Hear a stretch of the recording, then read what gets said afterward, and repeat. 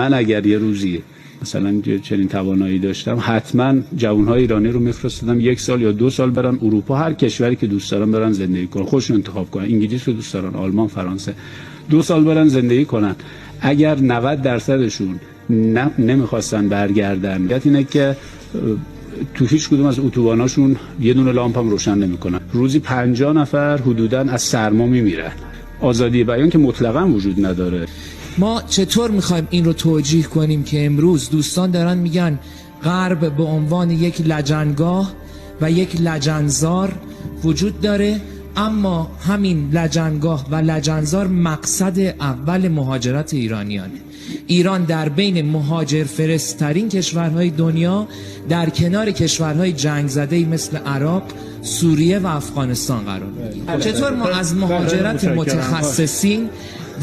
متخصصین پزشکی، دکترا و مهندسینمون امروز رسیدیم به مهاجرت استارتاپ ها، مهاجرت اصناف و مهاجرت نیروهای کار؟ چطور این توجیه میشه؟ آقا اینها امروز اگر میلی به بازگشت دارن خب برگردن.